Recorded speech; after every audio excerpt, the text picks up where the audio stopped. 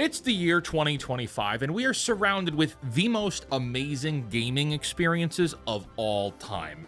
And amazing is subjective. Sometimes the games are amazingly good, like Stellar Blade and Marvel Rivals. Sometimes, and quite a bit from Western developers, they are amazingly bad, like Dragon Age Veilguard, perhaps. And you know, we talk over and over about games that underperform financially and satisfactory for customers, but a major discussion point should come up, and often it doesn't. Who is developing these games? Who are the people in the creative hot seat that are writing characters with the personalities of moldy bread and lukewarm milk? Who is creating these legacy sequels to long-loved franchises that never live up to the past iterations? Who are the decision makers, and why do they do what they do? See, it's one thing to say, oh, these games are crap and I'm not buying them. That's fine, but I want to understand why. Why are they so disconnected from what the general buying audience wants? Who is making all these crappy games? Welcome to The Pondering. I am the real-life fake wizard. If this video brings you any value at all, I invite you to subscribe to this channel where we're covering similar topics all the time. I've often said there are 5 types of people responsible for the gaming conditions in the West: corporate managers, influencers, journalists, marketing professionals, and of course, the writers, who are at the very foundation of this corporatism totem pole. American writers are often negative, depressive people who, on record, usually hate themselves, hate the world, and hate you, the buying customer. And of course, that's a stark generalization. I will admit it, yes. But I challenge you to go find me a writer who has something nice to say about the world, themselves, and the buying audience. I'm not saying it's impossible, but like Bigfoot, the Jersey Devil, or meeting Mothman in a gas station bathroom off of I-95, it's not impossible. It's just extremely unlikely. And so, when we know that the writers, and I'll increase the pool to include legitimate game developers for this analogy, we know that the people making the games are not coming from a place of good faith anymore. They're coming from a place of selfishness in their personal ideologies, when the intent is no longer to make a good game with a satisfying story, but to make something that represents their personal life choices personified through legacy franchise fiction. And when that happens, we get Dragon Age Veilguard, which was a long-awaited sequel to a legacy property that had almost 16 years of history behind it. Veilguard not only suffers from timely ideological prerogatives, but also includes less than exciting gameplay and baselessly sacrifices beloved legacy characters for less than satisfying reasons. Y'all didn't need to kill Varric. Varric was awesome. I don't care about Tosh or any of the other misfit losers you've just invented. Y'all killed Varric for nothing. I hope you all lose your jobs. Uh-oh. Looks like the heads are rolling. It's no surprise that Veilguard financially underperformed, as we learned from the most recent EA shareholders meeting. Veilguard underperformed by half of what they expected to sell. This game cost anywhere from $80 million to $250 million to develop over a decade. The last Dragon Age game came out in 2014. This is, yes, a colossal failure. But okay, this is nothing new. 2024 is the year of the video game flop. We had AAA games bombing every couple weeks, so again, as I said at the beginning of this video, is there something more we can learn about who is making these games? My choice of 5 people is generalized. Can we narrow things down further? Oh, women and non-binary devs now make up 32% of all game developers, up from 24% in 2022. Now, I'm no Galileo. We may look similar in aesthetic, but I got a New York accent and I know he didn't. But 32 minus 24 is 8, which means in just 2 years, women and non-binary folks increased their control of gaming development by 8%. This is massive. This is a big deal. But let's dive deeper. Men still make up about 66% of game devs, and almost a quarter of all game developers, including men and women, identified as LGBTQ+. Huh. Interesting. So now we have a better picture on who is making the games. It's a lot more women, a lot more LGBTQ folks, and likely a lot of men who share similar matching sentiments. All three of these groups likely share in a similar belief system as well, and these are the people who are doing the legwork in making games. Okay, so if those are the people making the games, who is playing the games? Well, if you work the Google on the internet machine, lots and lots of websites will postulate that we live in a reality that gaming is comprised of 50% women and 50% men, that both men and women equally play video games now. However, most of these studies do not account for the fact that mobile gaming has destroyed tracking in these analytics. Candy Crush and Royal Match players on their phones while sitting on the toilet after eating at Taco Bell are put in the same category as the neckbeard who has been playing World of Warcraft for 19 years. These two things are not the same, yet analytics and statisticians will say that they are. But okay, let's take that at face value. Let's assume that all men and women of all walks of life play video games in the West. And then let's recall those statistics that all that representation has been applied to the development of games. And no one is buying them, even though you want to claim that the buying demographics are people of all walks of life. Having diversely represented development teams does not equal success. Like at all.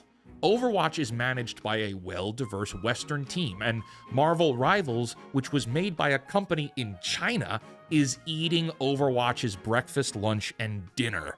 Diversity does not determine success. Diversity should be a tool to further success, but it should not be a crutch to define success. This is Business 101. Diversity and corralling of differing voices is a wonderful tool because you're going to get ideas from people articulated in ways you never would have if you worked on your own or in an echo chamber. But there's a big difference between making products to be the best products and making products that check boxes.